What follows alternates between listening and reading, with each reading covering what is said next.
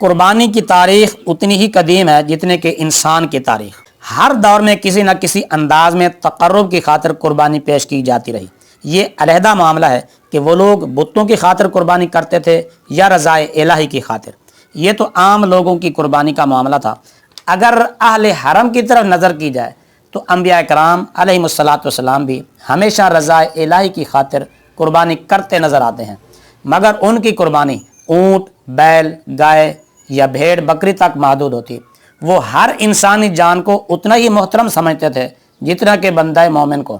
یوں تو جد الانبیاء حضرت ابراہیم علیہ الصلاۃ والسلام نے راہ خدا میں ہر قسم کے جانور قربان کیے، مگر جب آپ کی عمر عزیز آخری حصے میں پہنچ گئے اور عمر تقریباً 100 سال ہو گئی تو خواب میں اللہ رب العزت کا بار بار یہ حکم ملا کہ رب العالمین کے لیے قربانی کریں، اور اپنے آرزوؤں کے مرکز، بڑھاپے کے سہارے، نور نظر، لخت جگر اور فرزند ارجمند حضرت سیدنا اسماعیل علیہ الصلاۃ والسلام کو اپنے ہاتھوں سے قربانی کرتے ہوئے دیکھا۔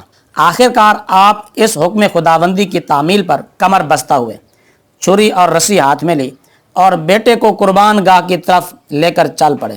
باپ اور بیٹا دونوں کے سامنے رضائے الہی تھی۔ اس قربانی پر نہ تو باپ نے اعتراض کیا، نہ ہی بیٹے نے، نہ ابراہیم نے دیر کی، نہ اسماعیل نے۔ پھر کائنات نے وہ منظر بھی دیکھا کہ باپ اپنے بیٹے کے حلقوم نازک پر قوت سے چھری چلانے کی کوشش کر رہا ہے۔ یہ دل خراش منظر دیکھ کر حوریں چلا اٹھیں، فرشتے دم بخود ہو گئے، کائنات سراسیمہ ہو گئی۔ اے خدا، یہ سب کچھ کیا ہو رہا ہے؟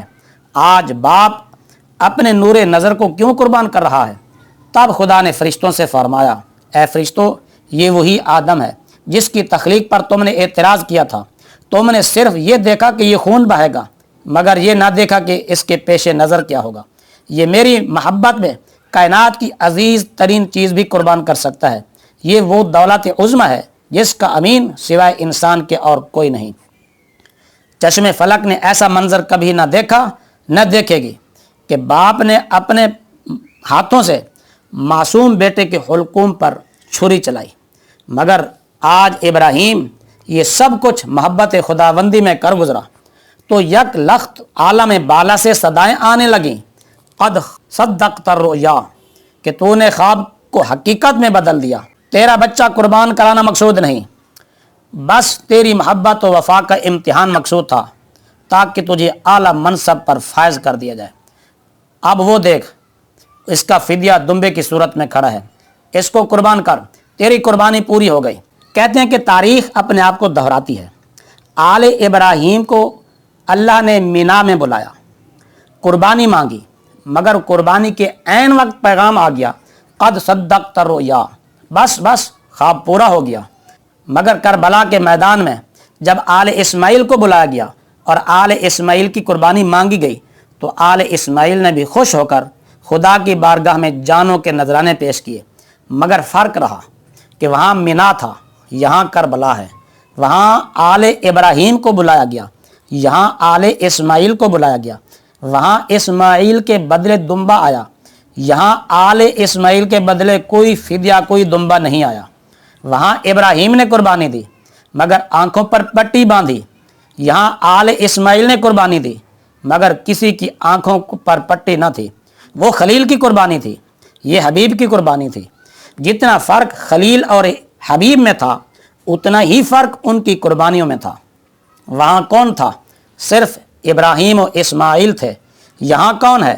امام الانبیاء علیہ السلام کا نواسہ حسین ہے، عباس ہے، علی اکبر ہے، قاسم ہے، عون ہے، محمد ہے، علی اصغر ہے، زین العابدین ہیں، آل اسماعیل کے پھول ہیں، خاندان نبوت کی کلیاں ہیں، گلشن رسالت کی کونپلیں ہیں، فرزندان بطول ہیں، جگر گوشہ رسول ہیں، اور چند غلامان محمد عربی ہیں۔ ان سب نے اپنے خون سے کربلا کی خاک کو نہ صرف رنگینی عطا کی بلکہ ریت کے اس صحرا کو لالا زار بنا دیا۔ یہ وہ پروانہ ہے جو حسن بے نیاز کی راہ فرمائش اور ہر ادا پر نثار ہے۔ اور وَلَنَبْلُوَنَّكُمْ بِشَيْءٍ مِّنَ الْخَوْفِ کی تفسیر اپنے خون مشکبو سے کربلا کی تپتی ہوئی ریت پر کچھ اس طرح رقم کر رہا ہے کہ حوادثات روزگار اس کو قیامت تک مٹا نہیں سکتے۔ اس امتحان گاہ صبر و رضا میں حضرت امام علی مقام نے اونٹ کی بجائے اپنے بھائی کی قربانی پیش کی، بکری کی بجائے اپنے لخت جگر کو راہ حق میں قربان کر دیا۔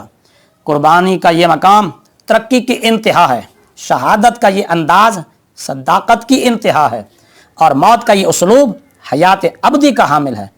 اسی جان فروشی کے صلہ میں بارگاہ حسن سے عاشق صادق کو وبشر الصابرین کا انعام ملا، اور بل احیاء ولکن لا تشعرون کی خلعت فاخرہ نصیب ہوئی۔